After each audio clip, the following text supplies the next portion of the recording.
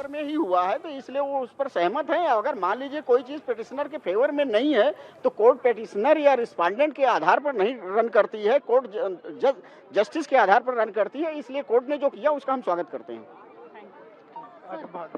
कौन आया?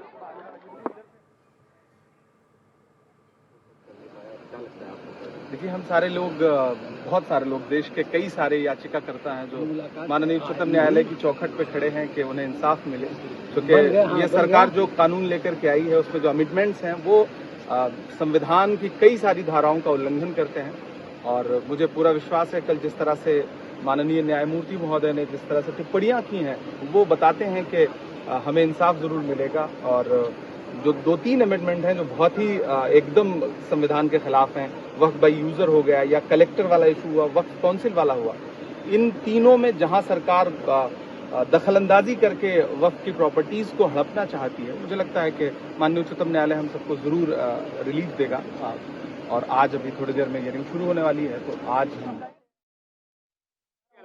all existing works, all works including works by user which are notified, registered, gazetted, etc. will be protected and will not be their nature and character will not be changed while the matter is being heard. ये अंतरिम आदेश, interim order supreme court ने पास किया।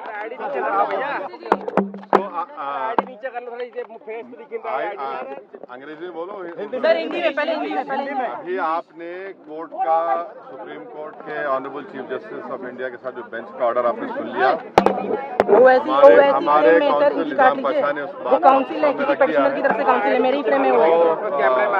आइंदा फिर जब पेशी होगी हम लोग कोशिश करेंगे, तो यही बात है। और कुछ आज मूवमेंट क्यों कर रहे हैं? नहीं, अभी जो सुप्रीम कोर्ट ने तो कह दिया है कि वक्फ बाय यूजर पे सुप्रीम कोर्ट ने 12 में स्टे लगाया है और वक्फ बाय यूजर के डिलीशन पर स्टे लगाया है, और साथ ही साथ कोई सेंट्रल वक्फ काउंसिल के बनाने पर स्टे लगाया गया है, स्टेट वक्फ बोर्ड के बनाने पर स्टे लगाया गया है। पूरे सर आज के पहले से आप मुतमईन हैं सर, क्योंकि कल सुप्रीम कोर्ट 3 डायरेक्शन देने वाला था, लेकिन आप सेटिस्फाई है आज का जो फैसला है उससे आप सेटिस्फाई हैं सर? कितना आश्वस्त? देखिए, मैं joint working committee of parliament का मेंबर था। जितने अमेंडमेंट सरकार ने उसमें लाए थे हमने उसकी मुखालिफत की और हमने डाइसेंट रिपोर्ट दिया। पार्लियामेंट में भी मैंने उस पूरे बिल की मुखालिफत की है। तो ये कहना कि मैं दूसरे बिल के प्रोविजंस को मान लूंगा, ये सवाल बजा नहीं होता। हम पूरे उस बिल को उस एक्ट को अनकॉन्स्टिट्यूशनल मानते हैं, और ये आर्टिकल 25, आर्टिकल 26, 14 और 15 और 29 का ग्रेव वायलेशन है। ये हम पहले से ही बोल दिया है और आज फिर आपके सामने रिपीट कर रहा हूँ। No. See, let us be very careful. The Honorable Supreme Court, as rightly pointed out by my counsel, Mr. Nizam Pasha, the Supreme Court has said that the Central Waqf Council and the State Waqf Boards will not be constituted. Waqf by user cannot be deleted. Now, there are other provisions also which we as a party have come to the Honorable Supreme Court that calling it unconstitutional. Now, whenever it will be heard, our counsel, Mr. Nizam Pasha, on behalf of me, will be arguing it.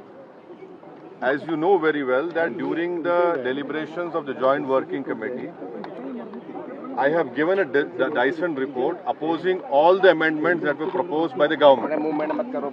And during the debate in the Parliament on the consideration or passing of that bill, I have opposed each and every amendment. I have called it unconstitutional. I still call this law as unconstitutional, as violating the fundamental rights of Article 14, 15, 25, 26 and 29.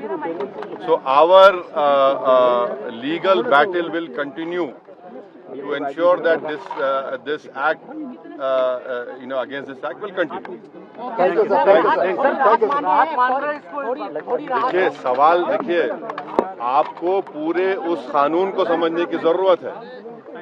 अब 5 साल का मुसलमान practising रहेगा, sir इधर भी आपने- देखकर बोलिए सर। 5 साल प्रैक्टिसिंग मुसलमान का तो रहेगा, अब उसको कौन डिसाइड करेगा? अब कोई महिला है उसको कौन डिसाइड करेगा? तो ऐसे कई उसमें जो अमेंडमेंट्स के जरिए लॉ बनाया गया है, हम उसके आज भी मुखालिफत कर रहे हैं और कल भी अपोज करते रहेंगे। और लीगली हम सुप्रीम कोर्ट में चैलेंज किए, हम उसको उन तमाम चीजों को violation of the fundamental rights मानते हैं। Thank you.